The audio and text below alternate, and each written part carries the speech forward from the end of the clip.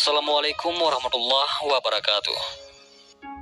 Di zaman jahiliyah, hiduplah raja bernama Habib bin Malik di Syam. Dia penyembah berhala yang fanatik dan menentang serta membenci agama yang didakwahkan oleh Nabi Muhammad SAW. Suatu hari Abu Jahal menyurati Raja Habib bin Malik perihal Nabi Muhammad SAW. Surat itu membuatnya penasaran dan ingin bertemu dengan Nabi Muhammad SAW. Dan Raja Habib membalas surat itu bahwa ia akan berkunjung ke Makkah. Pada hari yang telah ditentukan, berangkatlah ia dengan 10.000 orang ke Makkah. Sampai di desa Abtah, yakni desa yang dekat dengan Makkah, ia mengirim utusan untuk memberitahu Abu Jahal bahwa dia telah tiba di perbatasan Makkah. Maka disambutlah Raja Habib oleh Abu Jahal dan pembesar Quraisy. "Seperti apa Muhammad itu?" tanya Raja Habib setelah bertemu dengan Abu Jahal. "Sebaiknya Tuan tanyakan kepada Bani Hashim," jawab Abu Jahal. Lalu Raja Habib menanyakan kepada Bani Hashim. Di masa kecilnya, Muhammad adalah anak yang bisa dipercaya, jujur dan baik budi.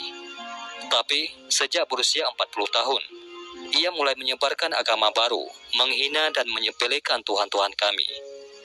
Ia menyebarkan agama yang bertentangan dengan agama warisan nenek moyang kami, jawab salah seorang keluarga Bani Hashim.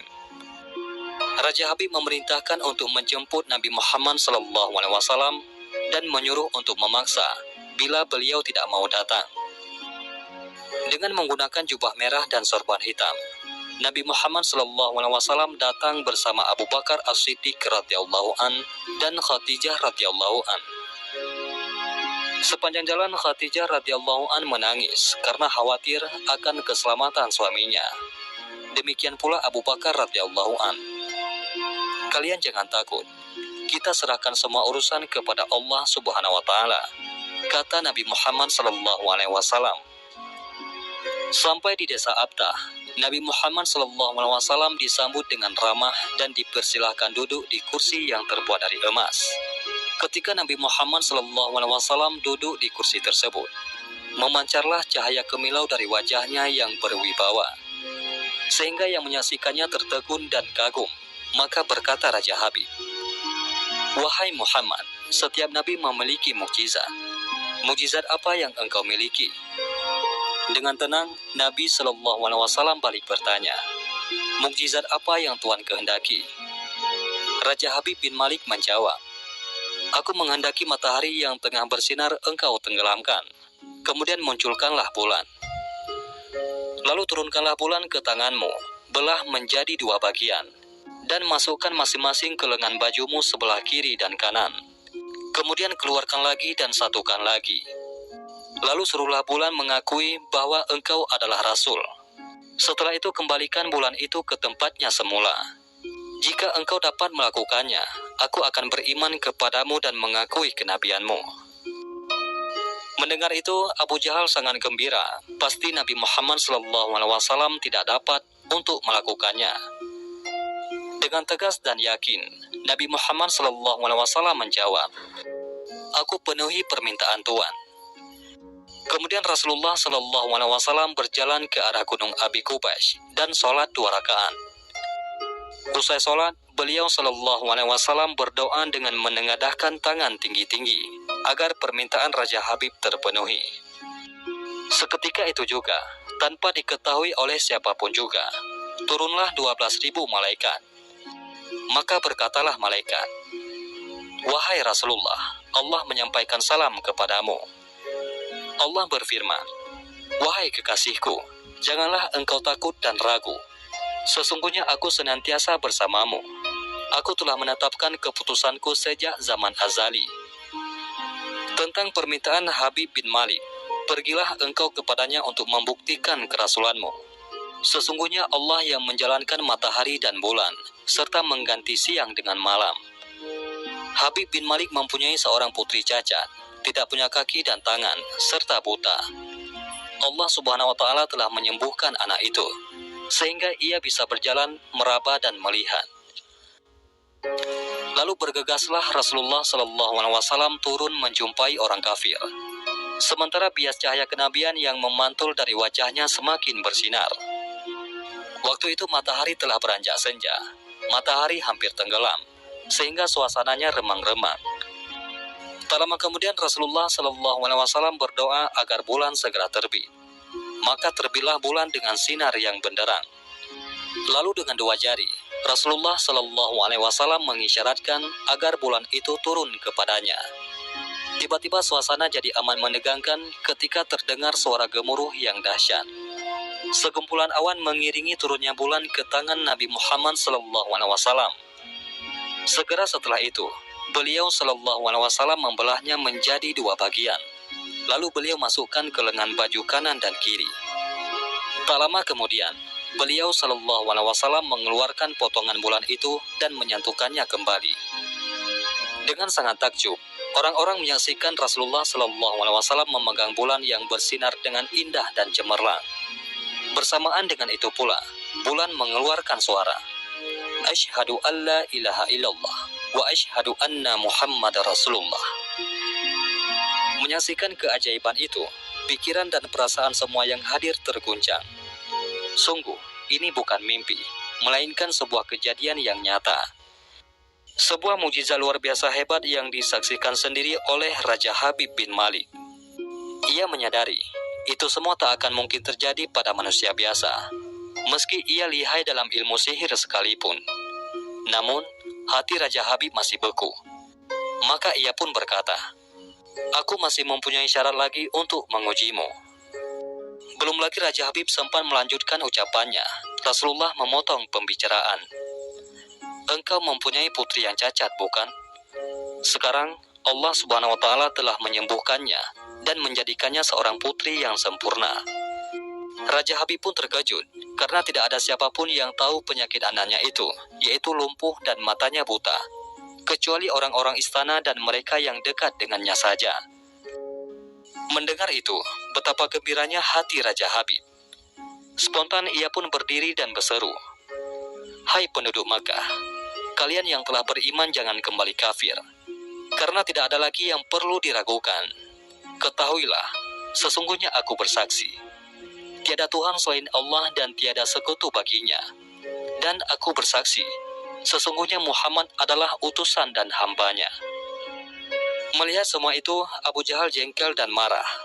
Dengan emosi berkata kepada Raja Habib, "Wahai Raja Habib, engkau beriman kepada tukang sihir ini hanya karena menyaksikan kehebatan sihirnya." Namun, Raja Habib tidak menghiraukannya dan bergemas untuk pulang.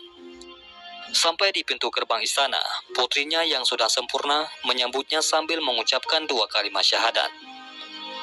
Tentu saja Raja Habib terkejut. "Wahai putriku, dari mana kamu mengetahui ucapan itu? Siapa yang mengajarimu?"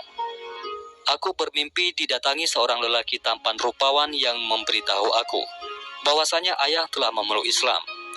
Dia juga berkata, jika aku menjadi muslimah, anggota tubuhku akan lengkap. Tentu saja aku mau. Kemudian aku mengucapkan dua kalimat syahadat," jawab sang putri. Maka seketika itu juga, Raja Habib pun bersujudlah sebagai tanda syukur kepada Allah Subhanahu wa Ta'ala. Itulah salah satu kisah mukjizat Nabi Muhammad SAW. Dan marilah kita bersalawat kepada baginda Nabi Muhammad SAW. Semoga kita semua senantiasa selalu diakui sebagai umat Nabi Muhammad SAW dan pantas mendapatkan berkah dan syafaat dari beliau SAW. Amin ya rabbal alamin. Mudah-mudahan ini semua bermanfaat. Assalamualaikum warahmatullahi wabarakatuh. La ilaha illallah Muhammadun Rasulullah alaihi salatullah wa alihi wal ahibba. Assalamualaikum warahmatullahi wabarakatuh. Kali ini kita akan mengisahkan tentang seorang sahabat Rasulullah SAW yang fakir dan sedekahnya mampu menggetarkan arsy Allah Subhanahu wa Ta'ala. Pada bulan Sya'ban di tahun 9 Hijriah, ketika itu musim paceklik sedang melanda kota Madinah dan sekitarnya. Angin di musim itu juga membawa hawa panas. Debu-debu berterbangan mengotori atap-atap dan halaman rumah penduduk kota Madinah. Di musim panas seperti itu, biasanya penduduk kota Madinah lebih suka menetap di rumah atau tinggal di kebun-kebun mereka sambil memetik kurma yang segar. Karena pohon kurma berbuahnya justru pada musim panas. Akan tetapi kondisi politik Islam pada saat itu keadaannya sangat luar biasa, yang diakibatkan dari dampak kemenangan demi kemenangan yang diraih oleh pasukan Islam, terutama setelah Fathul Makkah dan Perang Hunain. Di samping itu juga, setelah Rasulullah SAW mengirimkan surat kepada seluruh raja di dunia ini, yakni mengajak mereka untuk masuk Islam atau harus membayar jizyah. Hal ini semakin menambah panas keadaan, karena pada saat itu tersebar berita bahwa bangsa Romawi yang merupakan bangsa dan kerajaan terkuat dan terbesar pada masa itu sedang melakukan persiapan besar-besaran akibat ketidakpuasan mereka akan hasil perang Mu'tah, yang mana pasukan Islam yang jumlahnya hanya 3.000 pasukan berhasil mengalahkan 200.000 pasukan gabungan Romawi dan beberapa kabilah yang musyrik. Kasakusu pun menerbak di kalangan kaum muslimin akan adanya pembalasan dari pasukan Romawi yang akan menyerang daerah yang telah dikuasai kaum muslimin dan bahkan menuju kota Madinah. Disinilah letak kisah seorang sahabat Ulbah bin Zaid. Dia diselipkan oleh catatan sejarah di dalam peperangan Tabuk, yang nantinya perang ini merupakan peperangan terbesar antara kaum muslimin dengan Kaisar Romawi. Tidak biasanya Rasulullah SAW mengumumkan secara langsung akan kemana tujuan peperangannya. Biasanya kalau berperang ke arah timur, maka Rasulullah SAW bertanya kepada sahabatnya tentang arah barat dan seterusnya. Akan tetapi keberangkatan perang kali ini sangat jelas tujuannya, yaitu Tabuk, suatu daerah yang sangat jauh bagi bangsa Arab untuk ditempuh ketika itu. Coba lihat apa yang dilakukan oleh orang-orang munafik pada saat itu. Mereka merasa bimbang, gelisah, dan gundah karena membayangkan perjalanan yang sangat jauh. Di antara mereka saling mengatakan, seharusnya keberangkatan tidak pada musim panas ini. Maka Allah Subhanahu wa Ta'ala menurunkan ayat yang berkaitan dengan mereka. Dan berkatalah orang-orang munafik, janganlah pergi berperang di musim panas ini. Katakanlah ya Muhammad, api neraka Jahanam lebih panas, jika saja mereka mau mengerti. Quran Surat At-Taubah ayat 81.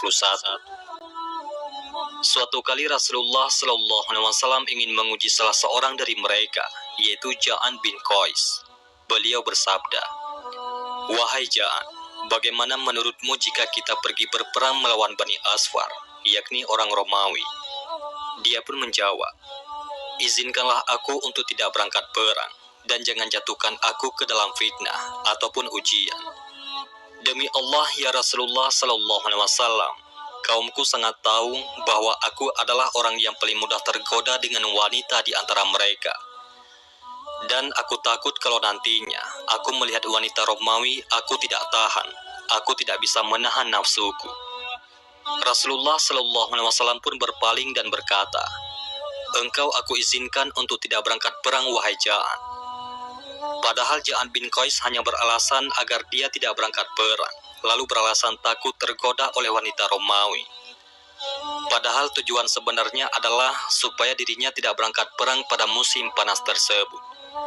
Maka Allah Subhanahu wa Ta'ala menurunkan ayat Al-Quran, "Berilah saya keizinan, yakni tidak pergi berperang, dan janganlah kamu menjadikan saya terjerumus ke dalam fitnah. Ketahuilah bahwa mereka telah terjerumus ke dalam fitnah, dan sesungguhnya Jahanam itu benar-benar meliputi orang-orang yang kafir."